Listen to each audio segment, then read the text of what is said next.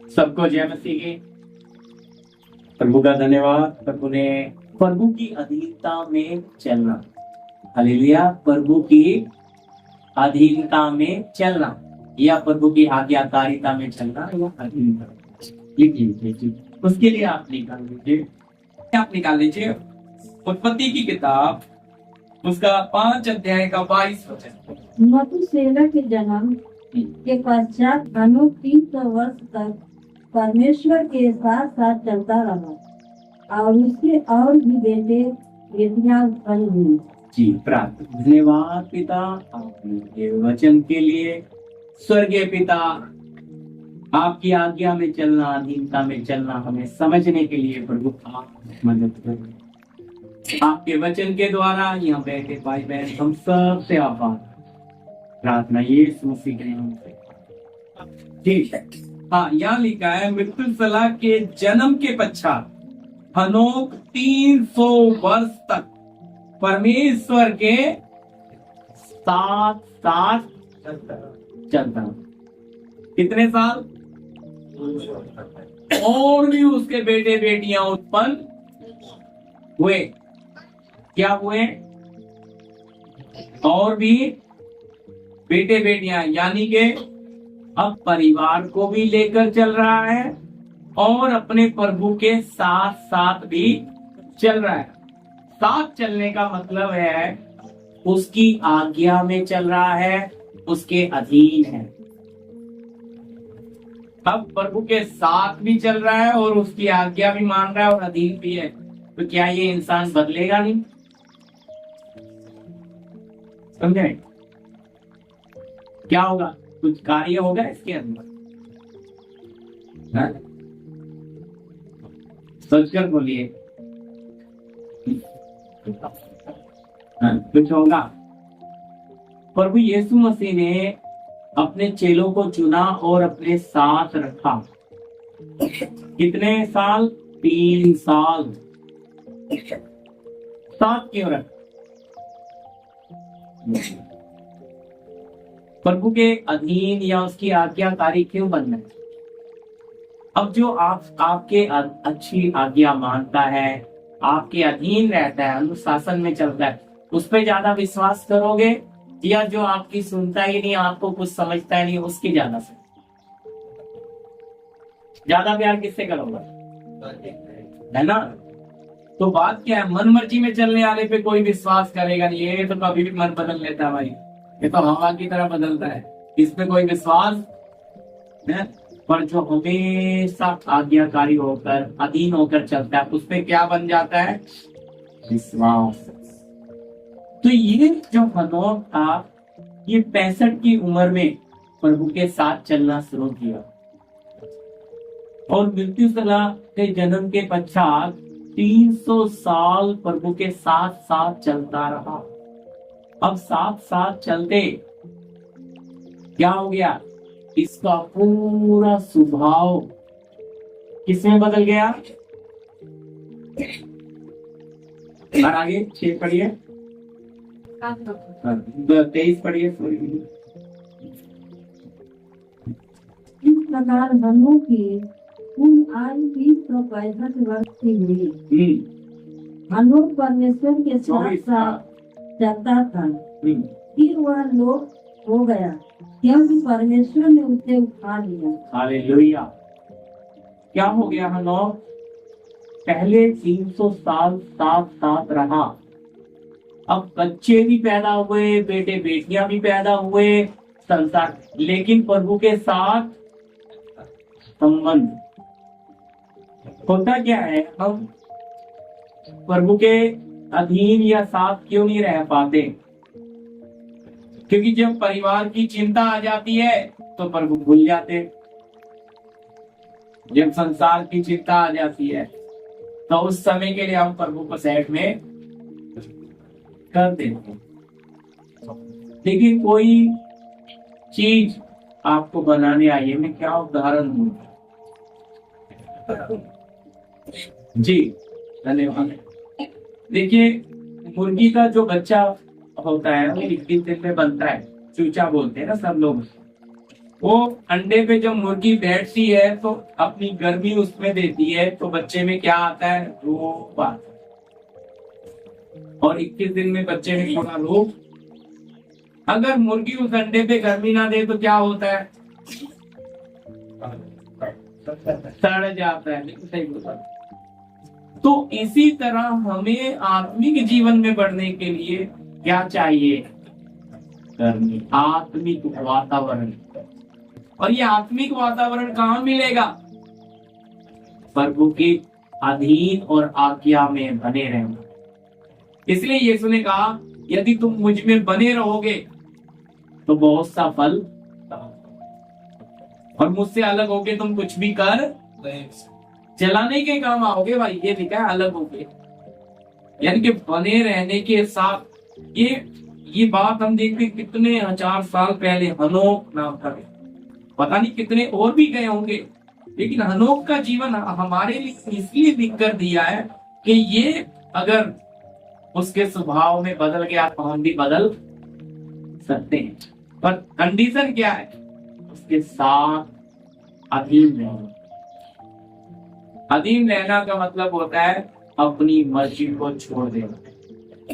ये प्रभु के पूरे स्वभाव में क्यों आ गया, क्योंकि चलते चलते चलते अपनी बुद्धि अपनी समझ खत्म हो गई। हम जब प्रभु की आज्ञा मानना शुरू कर देते हैं, धीरे धीरे धीरे अपनी समझ की अपनी बुद्धि का सहारा लेना खत्म, धीरे धीरे का एकदम भी होता। वचन ऐसा कहता अंश अंश करके हम बदल। जैसे अभी चिंता है बच्चों की फीस भरनी है, फिर धीरे धीरे प्रभु पे विश्वास बढ़ रहा है तो प्रभु रहना देख लो, समझा रहे। अभी पहले क्यों फीस कहां से भरेंगे, ये तो बिल्कुल वही बात है। आपका 7 साल का बच्चा आगे बोलता है 5 साल का बच्चा, पापा तुम्हें चिंता नहीं, मेरी फीस भरनी है, मेरा बैग फट गया, मेरा यूनिफॉर्म। कौन बोल रहा है, बेटा। बाप बोलता है दो कान पे मारते, चल तुझे इस सब की चिंता तो पढ़ाई का, तुझे इन सब के बारे में पूछने का सोचने का, क्योंकि बाप जानता है कि फीस भरनी है। अच्छी तरह समझ लो, बाप को ये भी पता है कि इसको बैग चाहिए, बाप ने बैग लाके भी रख दिया, लेकिन उसे पता है अभी दे दूंगा तो ये पुराने वाला और 2 महीना चलेगा, चल ये अभी फेंक देगा, देना नहीं चाहता। हमारा स्वभाव बता, तो वो हमारे लिए होकर भी ऐसे दिखाता है जैसे, लेकिन बच्चे को लगता है दे नहीं रहे, शायद होगा नहीं, पापा के पास होंगे है, लेकिन वो अभी देना बाबा।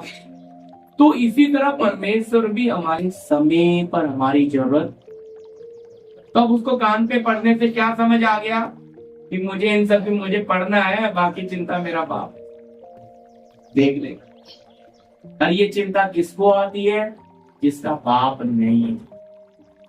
कहता है फीस कहां से करेंगे, पापा तो है नहीं।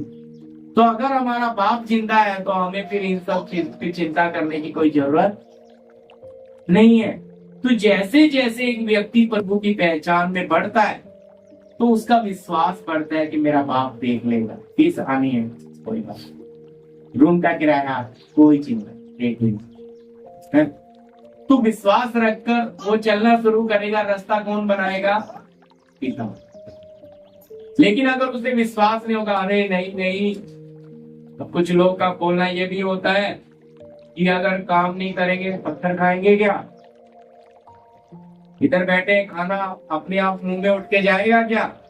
देखो कि बोलने के डायलॉग है भाई, है इसलिए कमाएंगे तभी तो होगा। लेकिन ये क्यों नहीं सोचते कमाने के लिए शक्ति कौन दे रहा है, कमाने के लिए ताकत कौन दे रहा है, हमें हाथ पैर हमें श्वास कौन दे रहा है, सब कुछ तो वही दे रहा है। तो जब सब कुछ वही दे रहा है तो फिर हम क्यों चिंता कर रहे हैं? वो हमें कृपा दे रहा है ना, उसमें हम चले। हम जब उसके ऊपर संदेह करते हैं उसका मतलब है हम उसे बाप मानते, शक करते हैं। तो बाप भी कहता है ऐसा कर, अब नहीं तेरा बंदोबस्त, क्योंकि तुझे मेरे पे विश्वास ही नहीं है तो मैं तेरा काम करने वाला।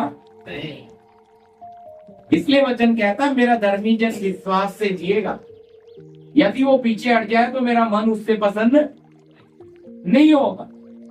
तो कहने का मतलब है कि प्रभु पे विश्वास तो बहुत है, लेकिन उसके साथ रहने का मन, अधीन रहने का मन, आज्ञा मानने का मन, क्योंकि वो जो आज्ञा देता है वो हमें अच्छी लगती। वो कहता है बाहर मत जाना गली में, घर में बैठ, मोबाइल देख ले, पढ़ाई कर घर में। पर ये तो बार बार देखता है बाप इधर उधर हुआ भाग के बाहर जाए, क्योंकि बाहर खेल रहा है उसको बाहर अच्छा लगता है, उसको बाहर दोस्त मिलते हैं, अच्छा बातें मिलती है, संसारिक बातें, उसको बाहर अच्छा लग रहा है। लेकिन बाप बोलता है क्या नहीं करना, बाहर नहीं जाना। वो पिछले बच्चों को हम जितना जो बात मना करेंगे वो उतना ही ज्यादा वही कर। वो ये बोलते हैं यार ये मना क्यों कर रहे हैं, करके देखते हैं कुछ तो बात होगी, समझ रहे ना मेरी बात। तो ये ऐसा नेचर है बच्चों को, जिन चीजों के लिए मना करेंगे वही वो ज्यादा करते हैं। बोलेंगे भाई इसको चीज बात मत लगाओ, उसी को लगा, ये नहीं करना वही कर। वो मन में सोचते हैं मना क्यों कर रहे हैं, हम क्या कम है? और जब चटका लग जाता है, जब कट जाता है, जल जाता है, तब अकल आ जाती है, वो अब समझ आया क्यों मना कर रहे थे। उनको भी इसलिए बोलते जब तक ठोकर नहीं लगती उनको भी अकल आती। अब बाप बोल रहे हैं बाहर मत जा, क्योंकि बाहर उसको पता है जो बच्चे हैं भाई वो मेरे बच्चे के साथ खेलने लायक नहीं है। वहां जाएगा तो ये चार नई गाली सीख के आएगा, वहां जाएगा तो ये गलत बातें ही सीख कर आएगा। यहाँ के माहौल में इसको कुछ सीखने लायक नहीं है। इसे अंदर बैठ, बिस्किट खा, पेपर खा, मोबाइल देख, सब देख, होमवर्क कर, लेकिन बाहर जाना। लेकिन वो कहता ना मैं तो जाऊंगा ही बाहर। तो बच्चा क्या हो जाता है, मन के बिगड़ जाता, फिर वो अधीन रहता। लेकिन जो अधीन रहता है, जो आज्ञा मानता है, वो आशीष बुराइयों से बच। अब अगर हम अपने प्रभु के अधीन रहेंगे, आज्ञाकारी रहेंगे, तो हनोक ने 300 साल, लंबा सफर है, 300 साल में कितने बच्चे पैदा हुए, परिवार चलाया, सब किया, लेकिन अपने प्रभु के साथ साथ भी चलता। और चलते चलते चलते हनोक क्या हो गया, लोप हो गया। देखिए पढ़िएगा भजन संहिता 116 का 9 वचन।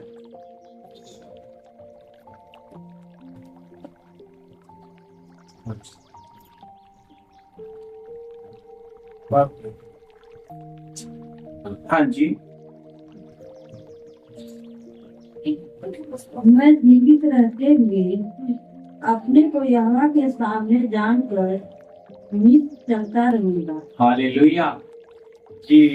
क्या बोलता है? हाँ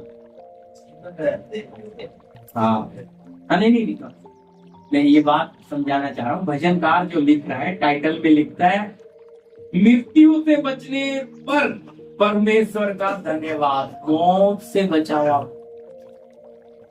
क्या बोल रहा है भजनकार? कहता है मैं जीवित रहते हुए अपने को यहोवा के सामने जानकर नित्य चलता रहूंगा।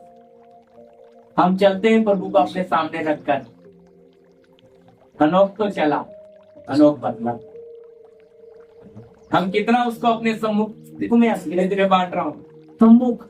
आज क्या बात है, हम प्रभु के अधीन, उसकी आज्ञाओं को मान क्यों नहीं सकते? क्योंकि उसको अपने सम्मुख मानते ही बाप चला गया तो छुट्टी, पार्टी हो गई। अब कितने बजे आएगा? शाम को आएगा, मन मर्जी।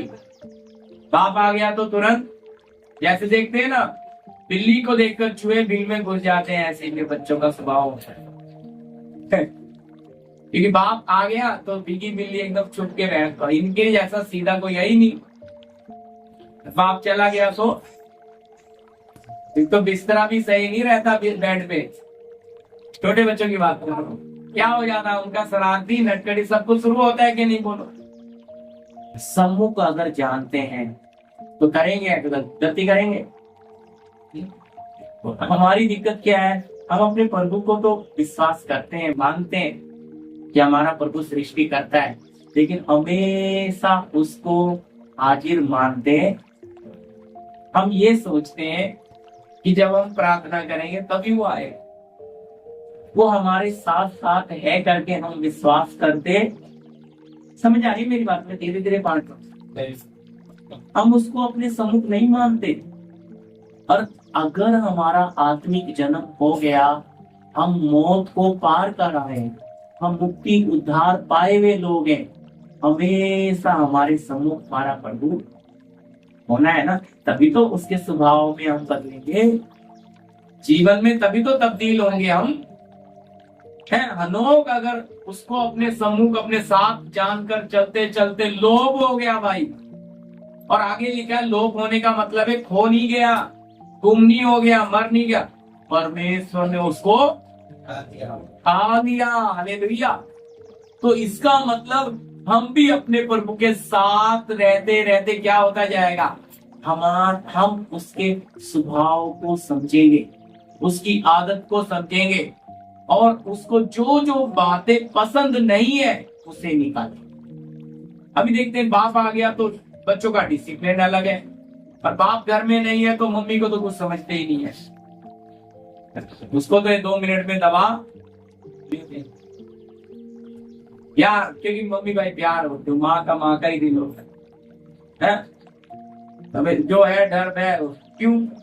कुछ मम्मी भी कड़क होती है, ऐसा नहीं है भाई, सभी मम्मी माँ भी कड़क होती है, लेकिन ज्यादातर क्या हो जाता है, उनका मन कोमल होता है। वचन में भी लिखा है स्त्रियों का मन क्या है, हाँ जी, कोमल होता है, मतलब जल्दी पिघल जाने वाला। आदमी का मन होता है। तो इसलिए व्यवहार बदलता है कि नहीं, बोलो। घर का वातावरण, बाप बैठा रहने से कुछ और होता है, बाप चला जाने के बाद कुछ और। हम गलतियां कब करते हैं, जब उसकी उपस्थिति को हम मानते हैं। अगर उसको, मेरी बात समझना, मैं धीरे धीरे बांट रहा हूँ, रिकॉर्ड कर रहे हैं।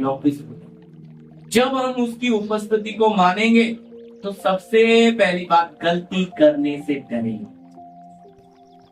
गलती पास आएगी, लेकिन बाप सामने गलती करेगा ही, झूठ बोलेगा ही नहीं, गाली देगा ही नहीं, झगड़ा करेगा ही नहीं। क्यों? क्या है, उसको हाजिर सामने देख रहा है, मेरा बाप मुझे देख रहा है। मैं तो कमरे के अंदर हूं, क्या मेरा बाप मुझे देख रहा है? बोलिए ना, आप देख रहा है? वचन क्या बोलता है, चाहे मैं आसमान पे चढ़ूं, अधोलोक में उतर जाऊं, तो भी तू वहां है। परमेश्वर की 7 आंखें पृथ्वी पर घूमती रहती है कि किसका मन उसकी ओर निष्कपट है। भाई, इस परमेश्वर की आंख से दाऊद बोलते, मैं तेरी आत्मा से भाग कर जाऊंगा, जहां भी जाऊं तू वहां है। तो इसका मतलब हम जब चल रहे हैं, हम जब पानी के लिए झगड़ा कर रहे हैं, तो प्रभु वहां नहीं। हम जब हिस्से के लिए लड़ रहे हैं, तब प्रभु वहां नहीं है। हम छोटी छोटी बातों के लिए बहस कर रहे हैं, प्रभु वहां नहीं है। मैं नहीं कह रहा, अगर प्रभु वहां है तो बहस होगी, झगड़ा होगा। बोलो, अपना नुकसान उठाने के लिए आप देख रहे हैं। हमें नहीं भी मिला तो वो हमारे लिए बंदोबस्त, पर नहीं, इधर तो भाई उस समय तो हम एकदम ही अलग हो जाते हैं। मैं आपको बोल रहा हूं, अगर उसकी उपस्थिति को मानोगे तो वातावरण ही अलग होगा। फिर आप, मैंने उदाहरण दिया मुर्गी का, भाई आपको गर्मी मिलती जाएगी, तेजी से रूप बदलता बदलता जाएगा, आपका स्वभाव बदलता जाएगा।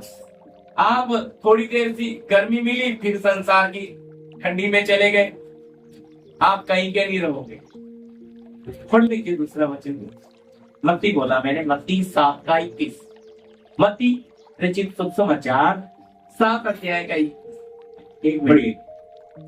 जो मुझसे हे प्रभु कहता है, जो मुझसे हे प्रभु कहता है, उनमें से हर एक स्वर्ग के राज्य में उनमें से हर एक स्वर्ग के राज्य में प्रवेश न करेगा।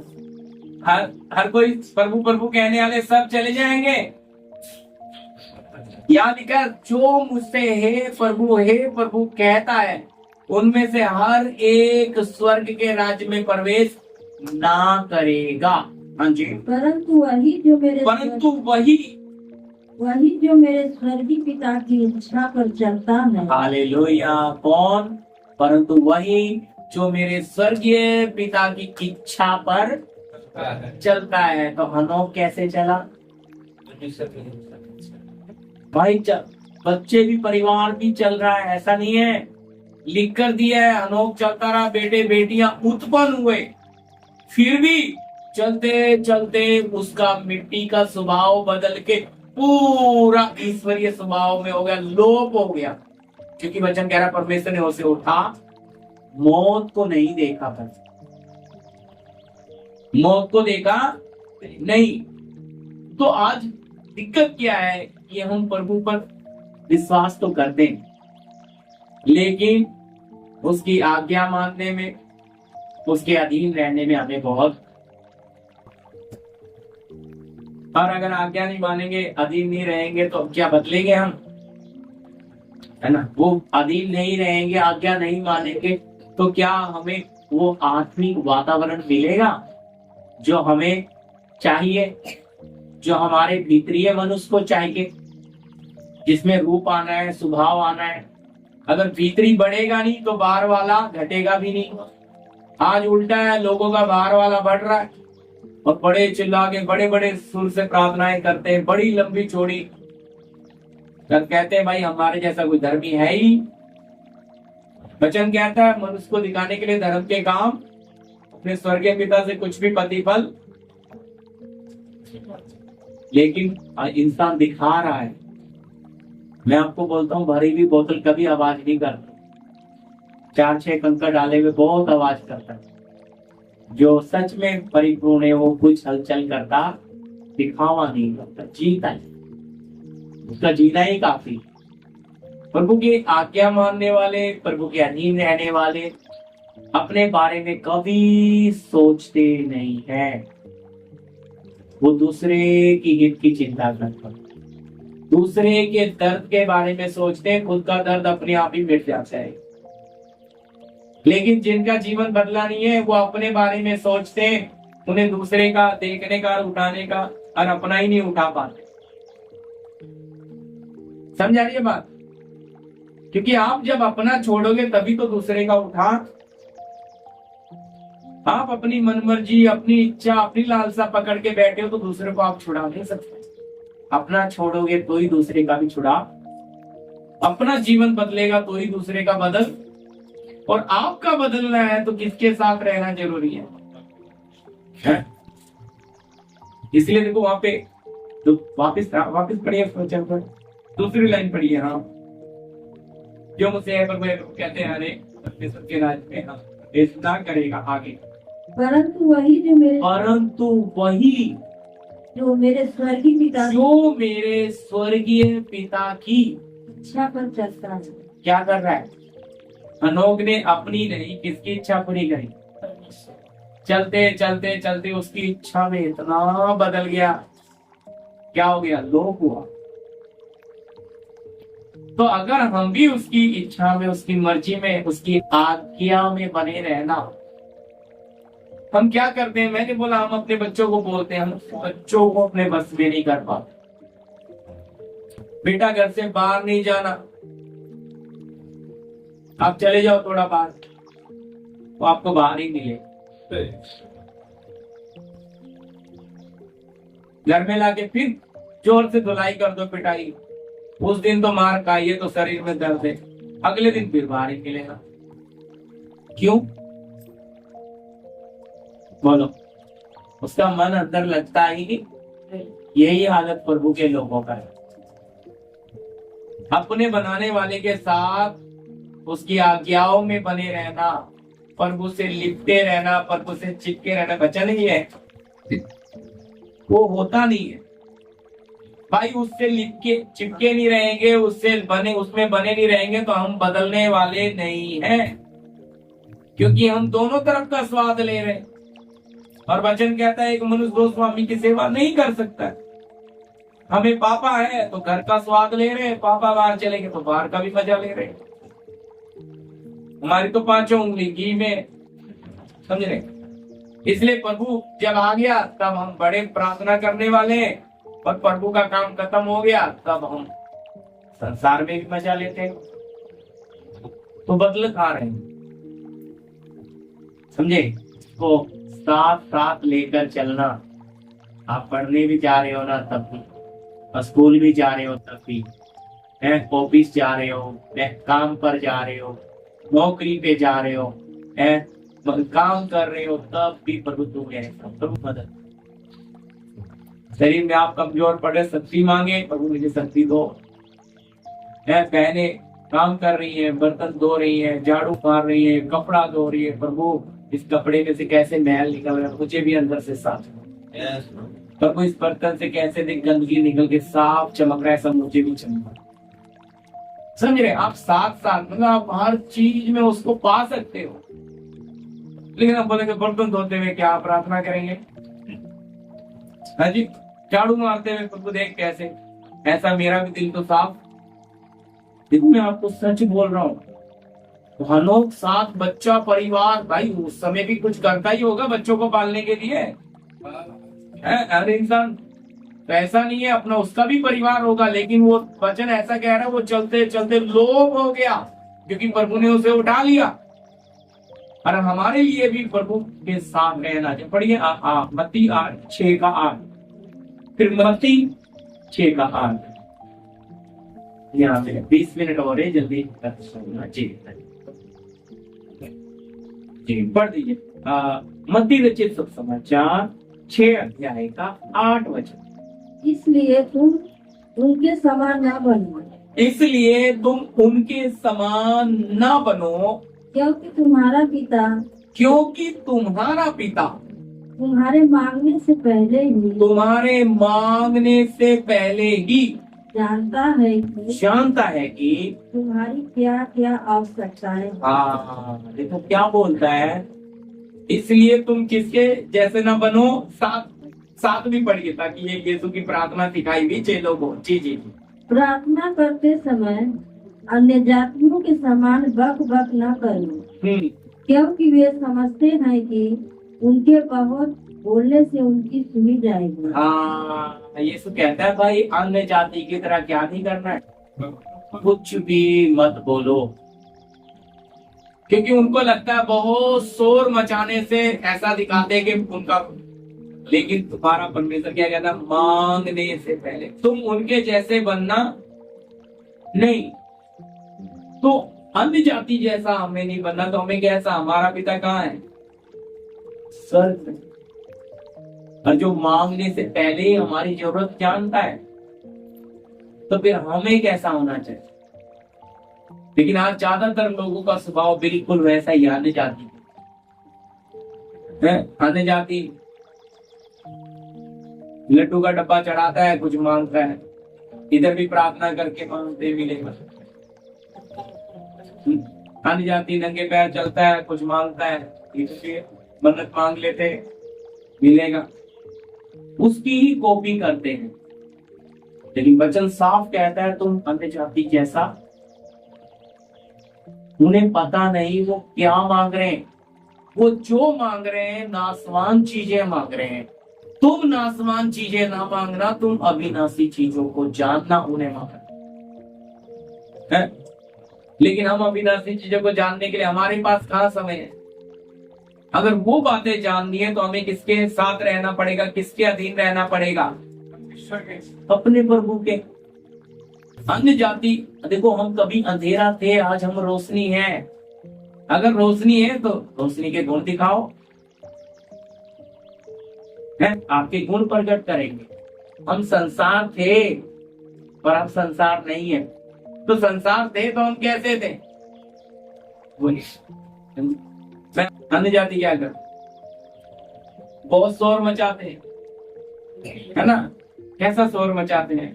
कुछ उदाहरण देंगे वचन में से? सुलेमान के न्याय, पहला न्याय, 2 लेडीज आई थी ना, ज्यादा कौन चिल्ला रही थी? और जिसका बच्चा था वो चिल्लाए जा रही है, एक ही सांस बोली नहीं बोलती है, मरा बच्चा मेरा, जिंदा बच्चा है इसका।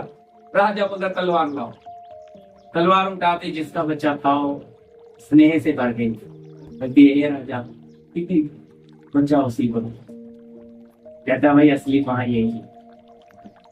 तो न्याय कहने का मतलब है लोगों को झूठ बोल के ज्यादा चिल्लाने से लगता है कि झूठ क्या बन जाएगा, लेकिन झूठ झूठ ही होता है।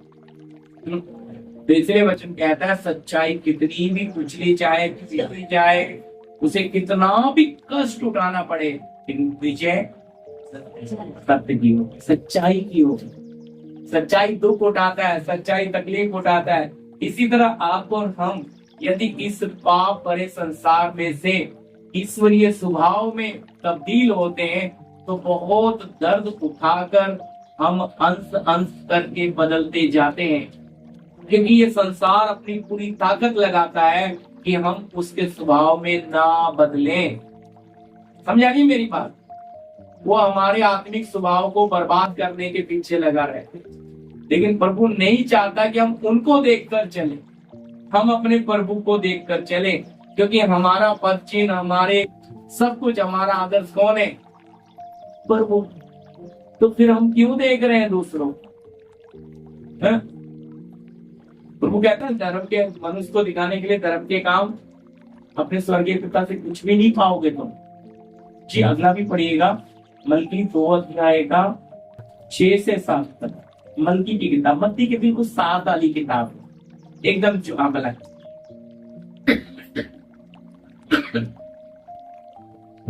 मलाकी उसका 2 अध्याय का 6 और 7 बिल्कुल टच में है, चटई के साथ।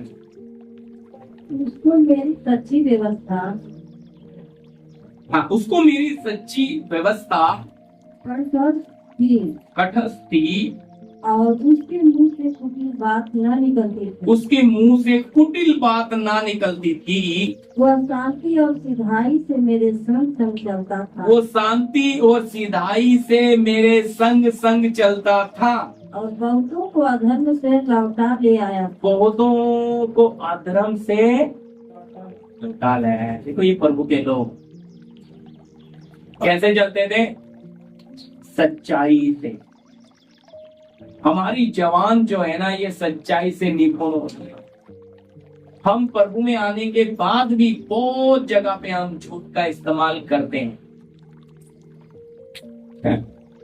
और हम झूठ को झूठ मानते भी नहीं कई बार, क्योंकि हमारा झूठ बोलने का स्टाइल भी बड़ा अलग है। होते हम रास्ते में बता देते हैं, घूमते, हम तो घर पे हैं। प्रभु को हाजिर समझ रहे हो? देख सच्चाई से बोलो ना, गली में है, बाहर खड़े हैं। आप कितनी बार और उनको बोलते हैं सफेद झूठ। कौन सा झूठ? झूठ का कोई रंग नहीं होता, झूठ झूठ ही होता है। क्योंकि सामने से आ रहे क्या यार, सामने खड़ा है तो सफेद झूठ बोल रहा है कि मैं वहां हूं। समझा नहीं बात? झूठ तो झूठ ही है।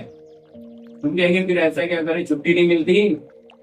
अगर बोल देंगे हम जा रहे हैं प्रार्थना में, देंगे नहीं छुट्टी। हम जा रहे हैं शादी में, छुट्टी फट से छुट्टी मिल गई तुरंत। लेकिन प्रभु देख रहा है कि आ रहा तो मेरे पास है, और क्या किसका सहारा ले रहा है? अब आपकी जवान पे झूठ आया, आपने झूठ का सहारा लिया, तो झूठ के साथ क्या चला गया? आपके ऊपर का अभिषेक। और जब अभिषेक चला गया तो आत्मा को जैसे काम करना है, कहाँ रुक गया काम। और फिर उसके लिए हम प्रायश्चित भी नहीं करते। छोटे छोटे झूठ के लिए हमें कोई प्रायश्चित नहीं होता है, लेकिन नित्य अगर अपने प्रभु को सामने मानोगे तो कर पाएंगे। उसके साथ साथ चलेंगे तो झूठ बोल पाएंगे, हैं? कुछ गलत कर पाएंगे? चाह के भी नहीं कर पाएंगे। साथ पढ़िए हाँ जी। यहाँ लेवी के बारे में, याजक जो थे उनका जीवन, हम जो आज याजक हैं प्रभु के सब राज्य पधारे याजकों का समय, तो हमारा जीवन से क्या होना है? 6 से पढ़िए दोबारा एक बार। उसको मेरी सच्ची व्यवस्था तटस्थ थी और उसके मुंह से कुटिल बात न निकलती। उसके मुंह से कुटिल बात ना निकलती थी। वह शांति और सिधाई से मेरे संग संग चलता था। शांति और सिधाई से, हृदय की सच्चाई से, सीधा सीधा मन से, टेढ़ा मन रखे नहीं। कैसे? प्रभु के साथ चलते सीधे मन से चल रहे हैं, मन में कपट रख के वो सब रखे नहीं। साथ चल रहे हैं तो आप बदलते प्रभु तू जैसा चाहे लेकर चल। है जी, आगे।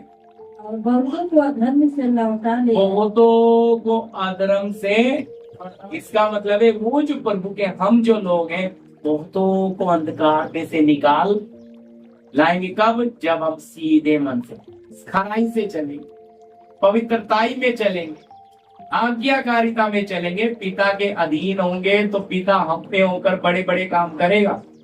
हम सोच भी नहीं सकते वो भी आ जाएंगे।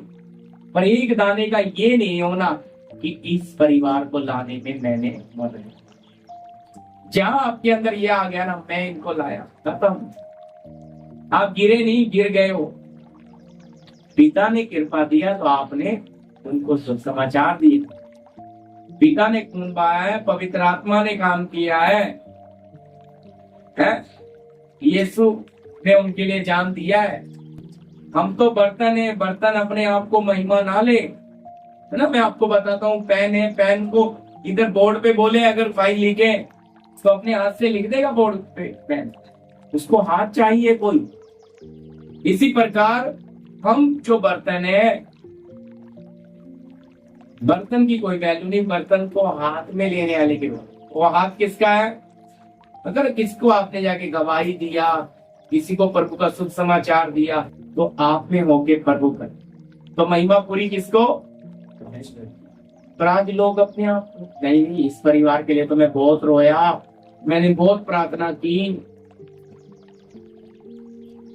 अपना बना ले, दिक्कत है। फिर आप आगे जा नहीं सकते। यहाँ पे देखो क्या करके बहुतों को फिरा लाना, इसका कहाँ मिलने वाला अजर? प्रभु के लाए, यहाँ नहीं, किधर? इसलिए वो फल हमें कहाँ मिलेगा? जी आगे। क्योंकि याजक को चाहिए, क्योंकि याजकों को चाहिए कि वह अपने होठों के ज्ञान की रक्षा, होठों के ज्ञान की रक्षा करे, और लोग उसके मुंह से व्यवस्था पूछे, और लोग उसके मुंह से व्यवस्था पूछे, क्योंकि वह सेनाओं के यहोवा का दूत है। हालेलुया। कौन है हम लोग? परमेश्वर सेनाओं के यहोवा के दूत, पैगंबर। जाके क्या लेके जाते हैं? पैगाम, शुभ समाचार। गवाही भी एक शुभ समाचार है। आपका वचन बताना भी एक शुभ, आप दूत बन के जा रहे हो परमेश्वर का, तो महिमा किसको जानी है? पूरी। लेकिन दूत बन के जा रहा, तो दूत किसके साथ भी रहता है? अपने बनाने वाले के साथ रहेंगे। तो साथ रहते रहते क्या होता है? ये पढ़ लीजिए, मार्कुस 3:14। अगर प्रभु के दूत बनकर जाना है, प्रभु का एक जन बन के जाना है, तो हम उसके साथ रहना बहुत जरूरी है।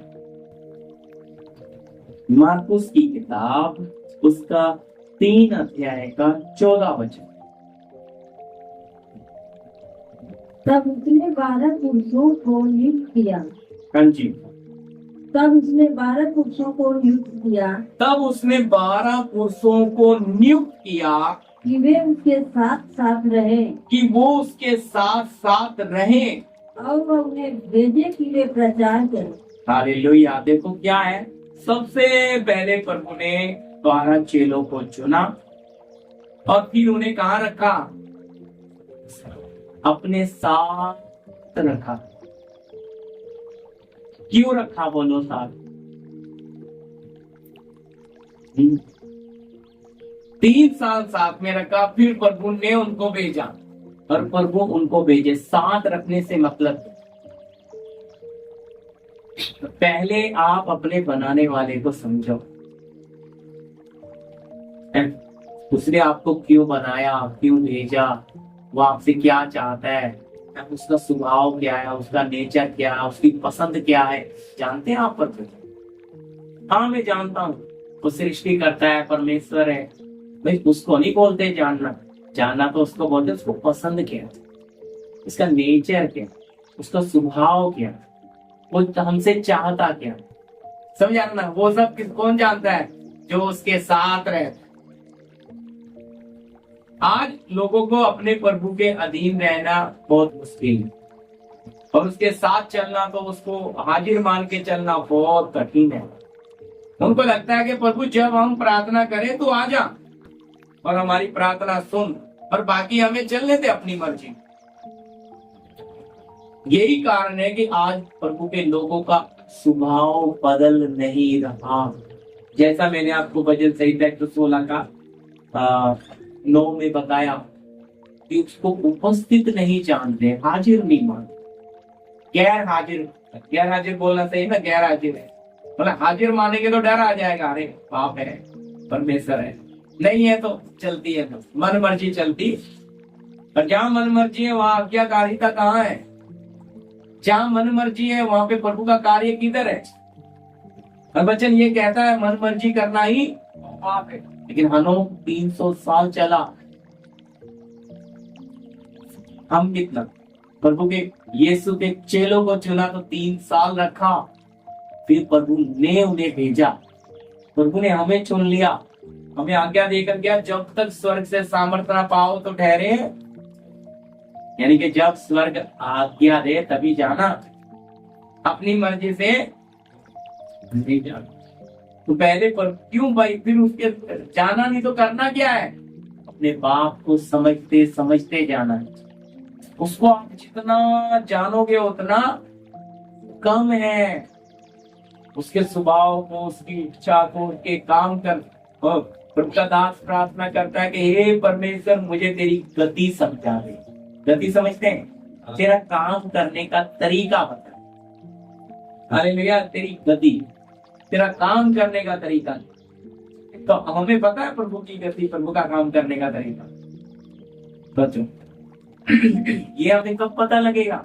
जब हम उसके साथ समय। फिर आपको फट से अभी किसी ने कुछ बोला, प्रार्थना करने की जरूरत है, तुरंत मुझे फोन किया, मुझे प्रार्थना करना पड़ा। क्यों बता दिया मालूम है? क्योंकि प्रभु के वचन के अधीन रहता, प्रभु के अधीन रहता। तो वचन कौन है? परमेश्वर। तो प्रकाश कौन देगा? तो इसलिए उसके लिए भी प्रार्थना भी नहीं। यहाँ मैं प्रार्थना करके बता, प्रभु से पूछ रहा हूँ भाई, आप जब अपने बाप के साथ चलोगे ना, उसका इशारा समझ जाओगे कि वो क्या बोलना चाह रहा है। बॉडी लैंग्वेज बोलते हैं उसको। फिर आपको पूछना नहीं पड़ेगा, पापा उधर जाना है, उसको पता है मेरा बाप जाएगा कि नहीं, ये मेरा बाप करेगा कि नहीं। कितना जानकारी हो जाती है। फिर कैसे हो गया बोलो? साथ साथ रहने से उसको पूरी तरह से समझ गया। आज दिक्कत क्या है? हमारे बच्चे हमें अच्छी तरह समझते हैं, लेकिन हम उनको नहीं समझते, क्योंकि हमारे पास तो उनकी बातों का जवाब भी नहीं है। वो जब बात कुछ पूछने आते हैं, हम कहते हैं अरे समय नहीं, बाद में बात करो, अरे अभी थक गया हूं, बाद में। ऐसा चलता है हमारा। वो हमारा नेचर बराबर पकड़ लेते हैं। हमारे रग रग से वाकिफ हमारे बच्चे, पर हम उन्हें नहीं जानते। ये हालत है माँ बापों। तो बच्चे का भी बॉडी लैंग्वेज अपने माँ बापों को पता होना, हमारा बच्चा किस दिशा में बदल रहा है। इसीलिए हमें दिए प्रभु ने बच्चे, हमें अपने बच्चों पे भी पूरा ध्यान रखना है भाई। इसी तरह प्रभु भी हम पे, अगर हम प्रभु को समझेंगे, क्या प्रभु हमें नहीं समझता? वो अच्छी तरह समझता है। वो हमारा आने वाला समय भी जानता, उसे ये भी पता है कल प्रदीप क्या करने आ रहा है, इसकी शुरुआत क्या है और प्रदीप का अंत क्या है, उसे वो भी पता है। सर्वज्ञानी परमेश्वर है। मैंने आपको सिखाया हुआ है, सर्वज्ञानी, सर्वशक्तिमान, कभी ना बदलने वाला, अनंतकालीन है और सृष्टिकर्ता, सर्वशक्तिमान। हालेलुया। तो आपने तो कभी ना बदलने वाला परमेश्वर है, तो उसको हम कितना भी जानेंगे उतना ही कम है। अब जानते नहीं है तो साथ चलना मुश्किल है। अगर आप उसकी आज्ञा नहीं मानते, आप उसके अधीन नहीं रहते, तो आप उसके साथ चल नहीं सकते। इसलिए मैं प्रार्थना कर रहा था, प्रभु ये बात क्यों लिखना है, प्रभु तो साथ चलना नहीं, उनको अधीन और आज्ञा मानना सीखना है। खाली ये नहीं है कि अपने प्रभु के साथ रह रहे तो प्रभु क्या बोल रहे हैं वो भी है ना। इसलिए मैंने आपको सिर्फ इतना ही पढ़ाया, मत्ती 7:21 आगे नहीं बढ़ाया कि मेरे नाम देने वाले सब प्रभु के राज्य में प्रवेश नहीं करेगा। कहता वही जो मेरे स्वर्गीय पिता की इच्छा पर चलता। फिर बाकी का क्या है? बाकी को तो बोल रहा है कुकर्म करने वालों मैं तुम्हें जानता ही नहीं। क्यों नहीं जानता प्रभु? क्योंकि तुम मुझे जानते थे, मैं तुम्हें जानता। समझा रहे? मैं वचन नहीं पढ़ाया मैंने, इसलिए वहां शब्द इस्तेमाल किया है, कुकर्म करने वाले चले जाओ। प्रभु किसे जानता है? जो प्रभु के अधीन और आज्ञाकारी बनकर चलते। लास्ट वचन में देखिए, भजन संहिता 49:15। भजन संहिता 49:15 49 ना 49।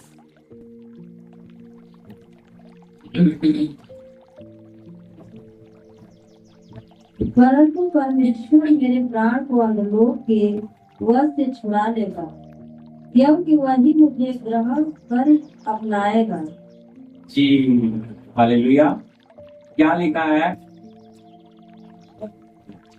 परंतु परमेश्वर मेरे प्राण को अधोलोक के वश से छुड़ा लेगा। क्यों?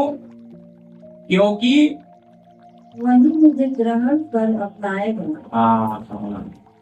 तो जब एक पापी प्रभु के साथ रहना और चलना शुरू करेगा तो मौत की प्रभुता प्रियो आपसे हट जाएगी, नरक का अधिकार हट जाएगा, मौत आपके ऊपर राज्य नहीं करेगी।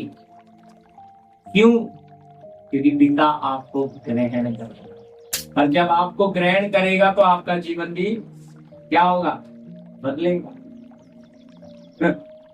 क्या हमने प्रभु को ग्रहण किया? प्रभु ने हमें ग्रहण किया है क्या? अगर ग्रहण किया तो उसका प्रूफ क्या है? उसका स्वभाव आप में होगा, उसका नेचर आप में होगा, उसकी अधीनता आपके पास होगी, उसकी आज्ञाकारिता आपके पास होगी, उसका भय आप में होगा।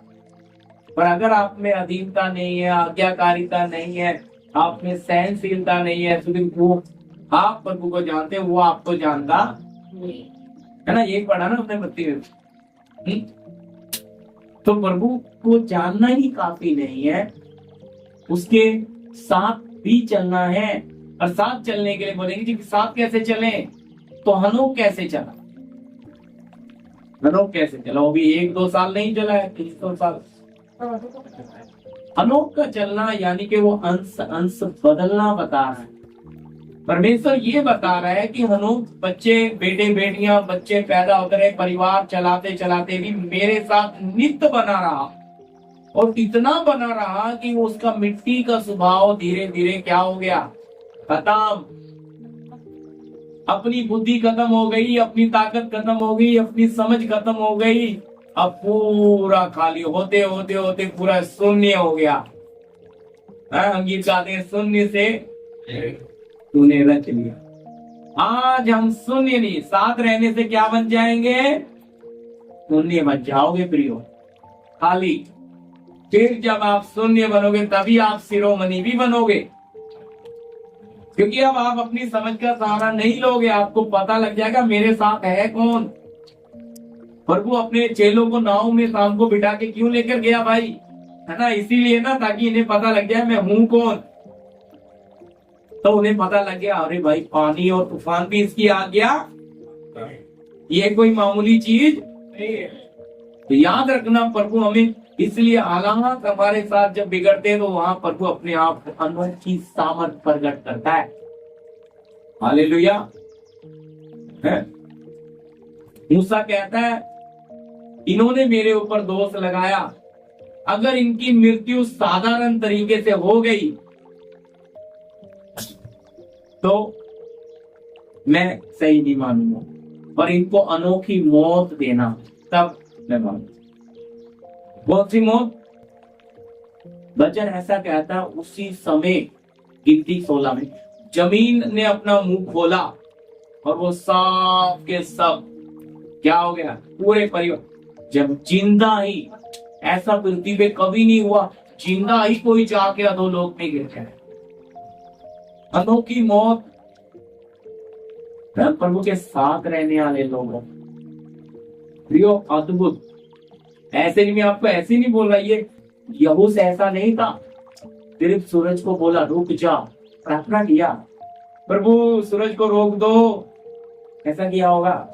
लड़ाई चल रही है, अंधेरा हो रहा, अगर अंधेरा होएगा तो लोग भाग, इनको मारना है पूरी तरह, प्रभु ने आज्ञा दी है इनको क्या कर देना। तो जातियां 31 जातियां कौन थी, अब पूरा उनको मारना है तो क्या कर, सूरज को रोक। सूरज के साथ पृथ्वी ने भी ब्रेक मारा है, सन करके रोक। 4 दिन तक पृथ्वी अपना स्वभाव भूल गई, सूरज अपना काम करने की गति भूल गया। 4 दिन तक। इतिहास में साइंटिस्ट, विज्ञान भी बोलते ये रूही है पृथ्वी, हमें प्रूफ विज्ञान देता है। 4 दिन तक लड़ाई चलती रही। ये क्या है, आज हमारे अंदर भी बहुत जातियां हैं, ये 31 जातियां हम में भी बैठी हैं। ये भी प्रभु का मौका देगा तो मैं सिखाऊंगा। ये जातियां हम में भी बैठी, गुस्सा, क्रोध, जलन, ईर्ष्या, घमंड, ये सारी जातियां हैं। अगर इनको पूरी तरह से नाश नहीं करेंगे, ये हमें प्रभु के राज्य में जाने। अब हमारी लड़ाई आत्मिक है, इसलिए पुराना नियम शरीर है, ब्लू मैप नया आत्मिक है। ठीक है, तो इसका मतलब प्रभु ने हमारे प्राण को अधोलोक से बचाना चाहता है, पर उसके लिए वो हम पापी को प्यार कर रहा है।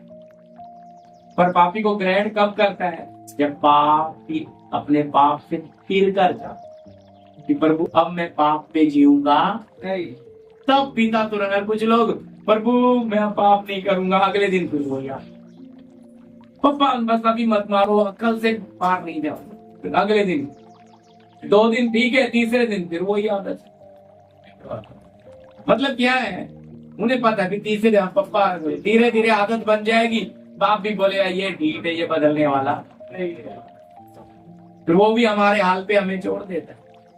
लेकिन अगर हमारे अंदर वो पश्चातापी मन है तो पिता एक पापी को ग्रहण करता है। पापी के घर उतरा, लोग बोलने लगे देखो ये तो जक्कई के घर उतर आया, पापी के घर आ गया। पापी बोलता है हे प्रभु, मैंने जिसका भी अन्याय करके लिया है 4 गुना अपनी आधी संपत्ति कंगालों को देता हूँ। अरे जक्कई के घर में पापी के घर प्रभु आया, वो तो कंगाल हो गया, क्या बचा जक्कई के पास। प्रभु कहता आज इस घर में उद्धार है। याद रखना, प्रभु के आपके दिल में आने से संसार बाहर हो जाएगा। संसार बाहर होएगा तभी प्रभु अंदर होगा। अगर संसार अंदर है तो प्रभु अंदर आएगा नहीं। इसलिए जक्कई ने जैसे ही संसार बाहर फेंका, प्रभु अंदर आ गया। हमें भी ऐसे ही, अगर प्रभु को अपने दिल में लेना है तो संसार की बातों को बाहर।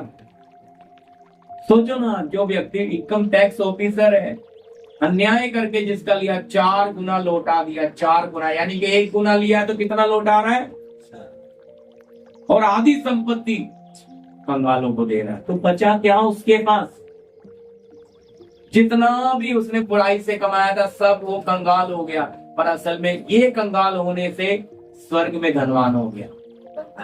पौलुस बोलता है हम दिखते तो हैं कंगालों के जैसे, पर बहुतों को धनवान बना।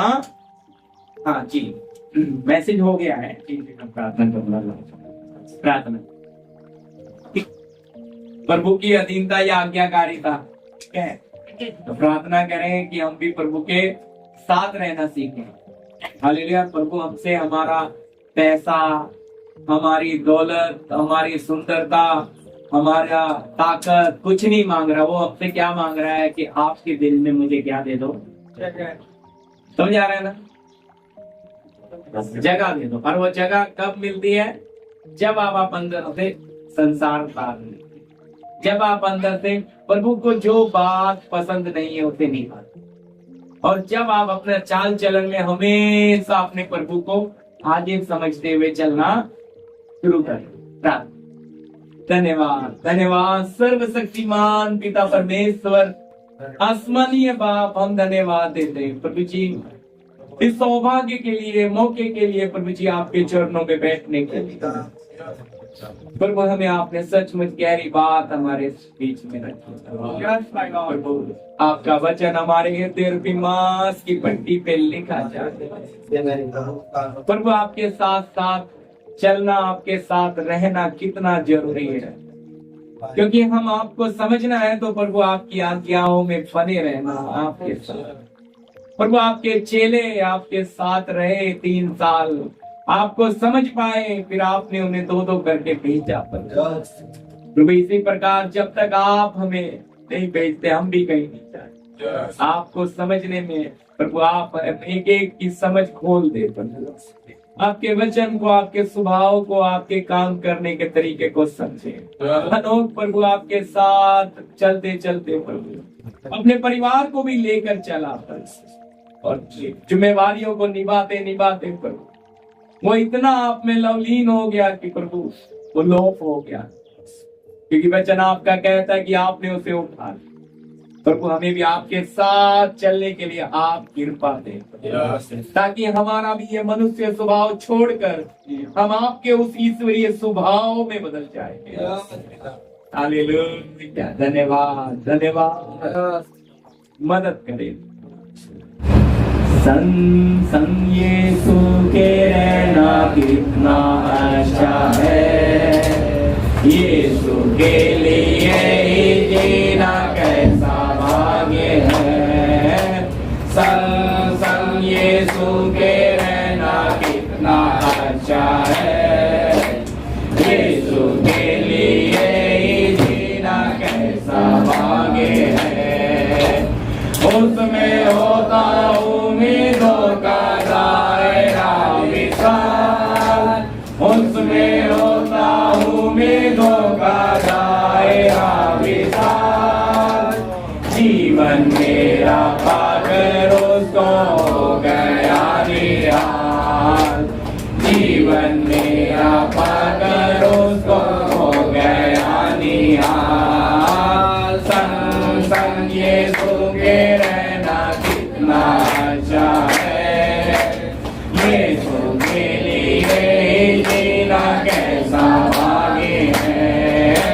संग यीशु के रहना कितना अच्छा है, यीशु के लिए जीना कैसा भाग्य है। क्रूस पर उठाया उसने मेरे पापों को, क्रूस पर उठाया उसने मेरे पापों को, खून से मिटाया उसने मेरे पापों को, खून से मिटाया उसने मेरे पापों को। गहरा होता प्यार मेरा यही सोच कर, गहरा होता प्यार मेरा यही सोच कर।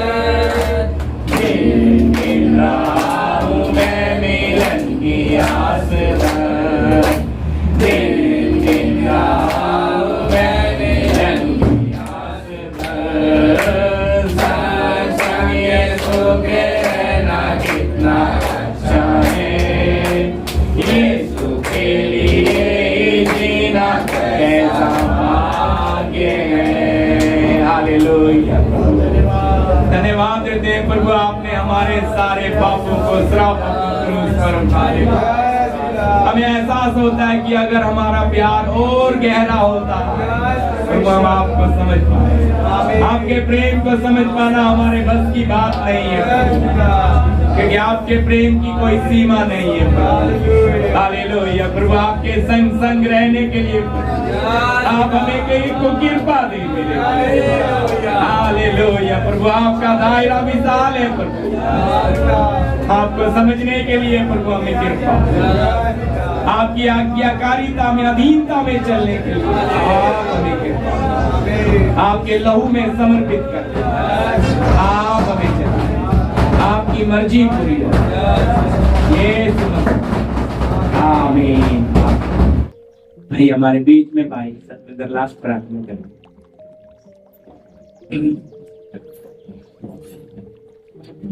धन्यवाद करते हैं महान पिता परमेश्वर, सब भाई बहन को यहाँ पर परमेश्वर आपने इकट्ठा किया परमेश्वर। हम आपका धन्यवाद करते हैं परमेश्वर, आपने परमेश्वर गीतों में आशीष दिया परमेश्वर और वचनों में भी आशीष दिया। हम आपका धन्यवाद करते हैं महान पिता परमेश्वर, जो आपने प्रभु जी हमारे दास के द्वारा परमेश्वर जो वचन दिया परमेश्वर, हमें कैसे अधीन रहना है परमेश्वर हमारे प्रभु जी, हम अधीनता में चलते रहे परमेश्वर। अधीनता आपकी ओर से मिलता है प्रभु जी, हम धन्यवाद करते हैं परमेश्वर। जैसे अनोख ने परमेश्वर अधीन होकर अपने परिवार के साथ साथ चलते हुए परमेश्वर आप में लुप्त हो गया परमेश्वर, क्योंकि आपकी ही अधीनता में चलता रहा परमेश्वर, वैसे ही अब्राहम भी चलता रहा परमेश्वर।